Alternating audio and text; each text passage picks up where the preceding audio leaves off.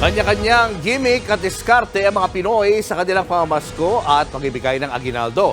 Sila naman ang sinamahan sa frontline ni Brian Castillo.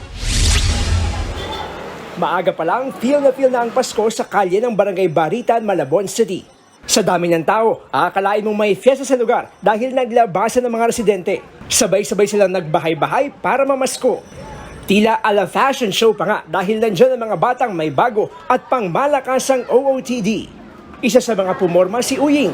Ang makukuhang pamasko iipunin daw para pambili ng bagong cellphone. Wala ako ng iPhone. Anong iPhone? iPhone 7.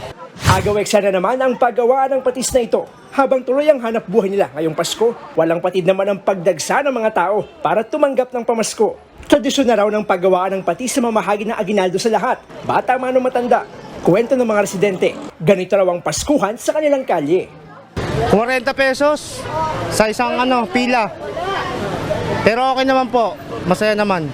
Nakakatulong naman yun. Kailangan po eh. Wala silang mga pera ngayon, walang mga pangkain. Ang magbabarkadang ito nakijoin na lang din sa pila. Di pa raw kasi nila makagilap ang mga missing in action daw nilang mga ninong at ninang. Yung mga ninong mo ba nakikita mo? Di na, nagtago siya. Kanina, magsilabas kayo baka naman. Gara po ng mga ninong at ninang ko eh. Ang dahil na pong ninong wala po sa bahay nila eh. Ang Pasko di lang tungkol sa bigayan ng mga regalo. Pwede rin kasing magbigay ng saya at aliw sa kapwa sa simpleng paraan. Tulad ng delivery rider na to na habang nagtatrabaho, nakuha pang mag-ala Spider-Man para mas sumaya ang paghahatid sa mga customer. Dumami nga po yung regular customer ko, tsaka yung mga restaurant owners. Kasi natutuwa sila. Ang mission ko po talaga, kaya nagganto ako, magpasaya. Kaya kung papalarin, makatulong sa mga street children, tsaka homeless senior sa kalsada.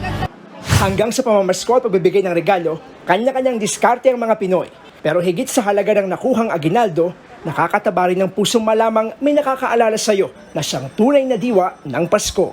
Nagbabalita mula sa Frontline, Brian Castillo, News 5. Mga kapatid, Julius Babaw po.